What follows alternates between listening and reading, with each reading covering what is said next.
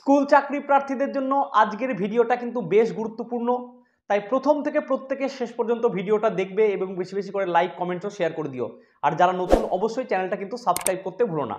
তা প্রথমেই যে খবরটা দেব সেটা হচ্ছে, দেখো 2023 সালের ডিসেম্বর মাসে যে প্রাইমারি টেট পরীক্ষা হয়ে গেল তার রেজাল্ট কিন্তু প্রকাশিত হতে চলেছে খুব তাড়াতাড়ি।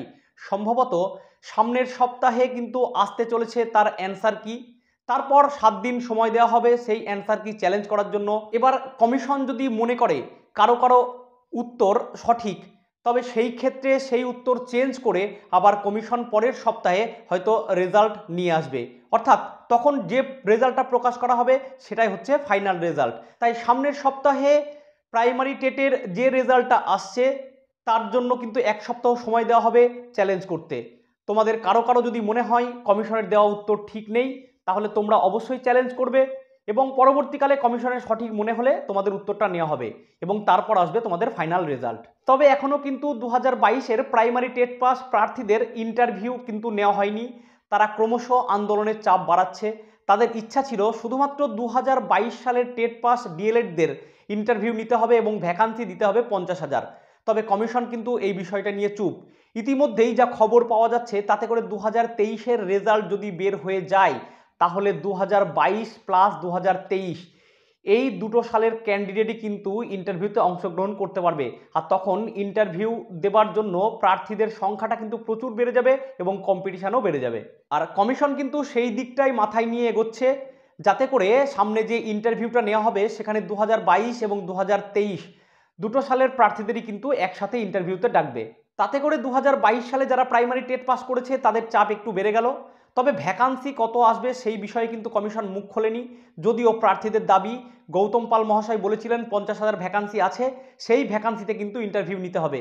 যাই হোক, ইন্টারভিউ কিন্তু আসবে, এটা 2024-এর হয়তো শেষের দিকে এবং সেখানে 2023 প্লাস 2022 উভয় ক্যান্ডিডেট কিন্তু অংশগ্রহণ করতে পারবে। তাই প্রস্তুতি মোটামুটিভাবে নিতে শুরু করো। তোমাদের কিন্তু ইন্টারভিউ হবে এবং সেই সংখ্যাটা কত, অর্থাৎ কত পরিমাণ শূন্যপদ থাকবে সেটা কিন্তু পরবর্তীকালেই জানা যাবে। তবে চাকরি প্রার্থীরা আন্দোলনের যে মারাত্মক ঝাঁজ বজায় রেখেছে সেটা যদি পরবর্তীকালেও বজায় থাকে তাহলে কিন্তু পর্ষদ কোনো মতেই ইন্টারভিউ নেওয়া থেকে বিরত থাকতে পারবে না। তবে এই ঝাঁজটা কিন্তু যেন বজায় রাখবে, তাহলে 2024-এর শেষাশেষি কিন্তু তোমাদের ইন্টারভিউ প্রক্রিয়াটা সম্পন্ন হবে। ইতিমধ্যে কিন্তু আরেকটা খবর পাওয়া যাচ্ছে, খুব তাড়াতাড়ি হাই স্কুলগুলোতে হেডমাস্টার নিয়োগের কিন্তু বিজ্ঞপ্তি আসতে চলেছে। প্রথম অবস্থায় এই সংখ্যাটা বলা হয়েছিল 2500, তবে পরবর্তীকালে এই ভ্যাকান্সি কিন্তু বাড়ছে। মোটামুটিভাবে 4500 ভ্যাকান্সি নিয়ে কিন্তু এই হাই স্কুলগুলোতে হেডমাস্টার নিয়োগের বিজ্ঞপ্তি খুব তাড়াতাড়ি আসছে। এর সাথে সাথে কিন্তু বলা হয়েছিল এসএসসি এসএলএসটির বিজ্ঞপ্তিও আসতে পারে, কিন্তু তার খবর নেই। সেই বিষয়টাতে পরে আসছি।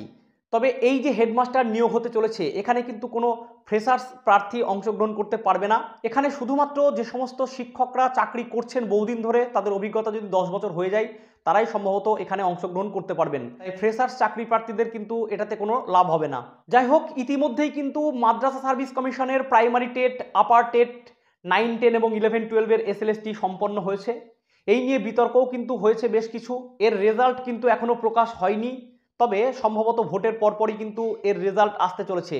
এর সাথে সাথে আর একটা খবর পাওয়া যাচ্ছে, সেটা হচ্ছে মাদ্রাসা সার্ভিস কমিশনের গ্রুপ ডি আর গ্রুপ সির যে নোটিফিকেশান আসার কথা ছিল তা কিন্তু ভোটের আগে আসছে না।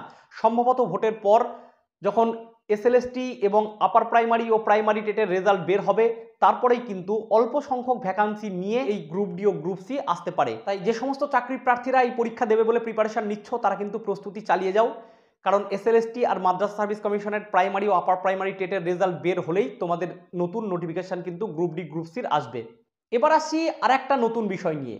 দেখো, সুপ্রিম কোর্টের অর্ডার অনুযায়ী প্রাইমারি টেট থেকে বিএড চাকরি প্রার্থীরা মোটামুটিভাবে ছিটকে গেছে, এটা নিশ্চিত। তবে 2021 সালে বেশ কিছু চাকরি প্রার্থী বিএড দেখিয়ে কিন্তু প্রাইমারিতে চাকরি পেয়েছে, যারা 2014 সালের টেট পাস। এইটা নিয়েই কিন্তু আবার নতুন করে কেস হয়েছে ডিএলএড চাকরি প্রার্থীদের তরফে। তাদের বক্তব্য, যেহেতু সুপ্রিম কোর্টের অর্ডার অনুযায়ী বিএড চাকরি প্রার্থীরা প্রাইমারি থেকে ছিটকে গেছে, তাহলে 21 সালে যারা প্রাইমারিতে জয়েন করেছে বিএড নিয়ে তাদের কিন্তু চাকরিতে বহাল রাখা চলবে না। এই নিয়েই কিন্তু কেসটা উঠেছিল হাইকোর্টে, শুধুমাত্র রায়দান করতেই বাকি। মাননীয় বিচারপতি অমৃতা সিং মহাশয়ের এজলাসে কিন্তু এর ফাইনাল রায় এখনো দেওয়া হয়নি। তিনি অপেক্ষা করছেন সুপ্রিম কোর্টের কি রায় আসে, কারণ বিভিন্ন রাজ্য থেকে কিন্তু সুপ্রিম কোর্টের কাছে এই বিষয়ে হস্তক্ষেপ দাবি করা হয়েছে। বিশেষ করে মধ্যপ্রদেশ কিন্তু খুব আগের থেকেই একটা পিটিশন দিয়ে রেখেছে। এখন মহামান্য সুপ্রিম কোর্ট কি নির্দেশ দেন সেটা এখন দেখার। যদি কোনো কারণে বিএড নিয়ে প্রাইমারিতে চাকরিপ্রাপ্ত শিক্ষকরা ছিটকে যান তাহলে কিন্তু একটা বড় বিপদ হবে। তবে আমার মনে হচ্ছে হয়তো যেহেতু পরবর্তীকালে এই রায়টা ঘোষণা হয়েছে, তাই যারা আগে চাকরি পেয়ে গেছেন হয়তো তাদের কোপর কোপটা পড়বে না। এখন দেখা যাক মহামান্য বিচারপতি কি রায় দেন। এবার আসছি আজকের ভিডিওর সবচেয়ে গুরুত্বপূর্ণ টপিকে, সেটা হচ্ছে এসএসসি এসএলএসটি আসছে না কেন। দেখো, আমরা বহুবার কমিশনের সঙ্গে যোগাযোগ করার চেষ্টা করেছি। কমিশনের একটাই কথা, সেটা হচ্ছে পুরনো কেসগুলোর নিষ্পত্তি হচ্ছে না এবং আইনি জটিলতার জন্য কোনো রকম নতুন বিজ্ঞপ্তি আসছে না। একটা কথা কিন্তু পরিষ্কার, আরও কিন্তু অনেক রকম বিজ্ঞপ্তি আসছে যেগুলোর সঙ্গে কিন্তু কেস যুক্ত, তা সত্ত্বেও সেই বিজ্ঞপ্তি আসছে, যার মধ্যে প্রাইমারি পরীক্ষা অন্যতম। প্রাইমারিতে পরীক্ষা হচ্ছে, ইন্টারভিউ হচ্ছে, নিয়োগও ঠিকঠাক মোটামুটি হয়ে যাচ্ছে।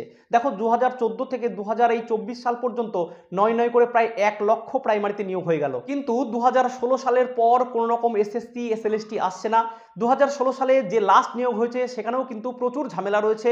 আসলে কমিশনের কিন্তু সদিচ্ছার একটা বড় অভাব রয়েছে। আইনি জটিলতায় কিন্তু কোনো রকম বলা হয়নি নতুন নোটিফিকেশন আসবে না। এদিকে 2016 সালের কিছু চাকরি প্রার্থী এখনো রাস্তায় আন্দোলন করে যাচ্ছে। তাদের দাবি, তাদের নাম যেহেতু ওয়েটিং লিস্টে আছে, তাদেরকে চাকরি দিতে হবে, কারণ তাদেরকে টপকে যারা চাকরি পেয়েছে তারা যোগ্য না।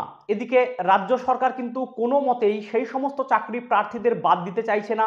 তাদের জন্য নতুন শূন্যপদ ক্রিয়েট করে বলা হচ্ছে যারা ওয়েটিং আছে তাদেরকে চাকরি দেবে, কিন্তু যারা দুর্নীতি করে চাকরি পেয়েছে তাদেরকে বাদ দেবে না। এখানেই তৈরি হয়েছে গোলযোগ। এক শ্রেণীর চাকরি প্রার্থী তারা আবার নতুন করে কেস করে দিয়েছে। এই নিয়ে কিন্তু একটা আইনি জটিলতার সৃষ্টি হয়েছে। এদিকে বিভিন্ন রাজনৈতিক দলগুলো ফায়দা তোলার জন্য আন্দোলনকারীদের কখনো কখনো পাশে দাঁড়াচ্ছে, ওর বিরুদ্ধে উস্কে দিচ্ছে, আন্দোলনকারীরা সেই ফাঁদে পা দিচ্ছে। মাঝে মাঝেই এ নেতা ও নেতার সঙ্গে মিটিং হচ্ছে, কিন্তু আসল কোনো পদ বেরিয়ে আসছে না। এখন দেখার বিষয় সামনে কি রাস্তা খোলা রয়েছে, কারণ সরকার ও কমিশনের তরফ থেকে এই ঝামেলাটার জন্যই নাকি নতুন এসএলএসটির বিজ্ঞপ্তি আসছে না। এখন যদি নতুন শূন্যপদ তৈরি করে যারা দুর্নীতি করে চাকরি পেয়েছে তাদেরকে স্বপদে বহাল রাখা হয়, আবার যদি যারা ওয়েটিং লিস্টে আছে তাদেরকে পুরো চাকরি দেওয়া হয়, তাহলে নতুনদের জন্য শূন্যপদ কি পড়ে থাকবে? যাই হোক, এই বিষয়টা নিয়ে কিন্তু কমিশন ও সরকারের অবশ্যই ভেবে দেখা উচিত, কারণ যারা দুর্নীতি করে চাকরি পেয়েছে তাদেরকে বরখাস্ত করে যারা স্বচ্ছ পদ্ধতিতে মেরিটে আছে তাদেরকে চাকরি দেওয়া হোক, এবং নতুনদের জন্য যে শূন্যপদ তৈরি হয়েছে সেটা তাদের জন্যই থাক, না হলে কিন্তু সমূহ বিপদ।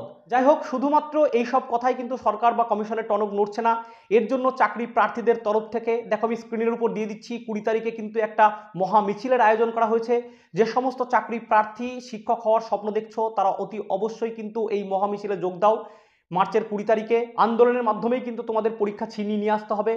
তাছাড়া কিন্তু কমিশনের টনক নড়বে না বলেই মনে হচ্ছে, কারণ প্রচুর ছেলে মেয়ে কিন্তু লাখ লাখ টাকা খরচ করে বিএড করে বসে রয়েছে। যেহেতু প্রাইমারি থেকে তারা বাদ চলে গেছে, তাই তাদের সামনে কিন্তু দিশাহারা অবস্থা। তারা কোনো মতেই বুঝতে পারছে না তারা কি করবে, কারণ এসএসসি এসএলএসটি যদি না হয় সত্যি তো তারা করবেটা কি? এদিকে তাদের শূন্য পদে যদি পুরনোদের নিয়োগ করা হয় সেটা কিন্তু একটা বড় বাজে ব্যাপার হয়ে যাবে। তাই নতুন যারা রয়েছে তাদের দিকটা আগে দেখা হোক। তাই অতি অবশ্যই কিন্তু একটা এসএসসি এসএলএসটির নোটিফিকেশন আসুক, কারণ স্কুলগুলোতে কিন্তু প্রচুর ভ্যাকান্সি ইতিমধ্যে তৈরি হয়ে গেছে। খুব তাড়াতাড়ি সামনে লোকসভা ভোট ঘোষণা হচ্ছে, আর এই ভোটকে কিন্তু পাখির চোখ করে দেখো প্রতিটা ক্ষেত্রে কম বেশি নোটিফিকেশন আসছে। ওয়েস্ট বেঙ্গল পুলিশ কনস্টেবল নিয়োগ, এসআই নিয়োগ, পিএসসির তরফ থেকে কিছু নিয়োগ, পঞ্চায়েতের নিয়োগ, শুধুমাত্র দেখা নেই এসএসসি এসএলএসটির। তাই কমিশন ও সরকারের টনক নড়াতে প্রত্যেকেই কিন্তু এই আন্দোলনে যোগ দাও। যে করে হোক কিন্তু আন্দোলনের মাধ্যমে শান্তিপূর্ণভাবে এই অধিকার ছিনিয়ে নিয়ে আসতে হবে।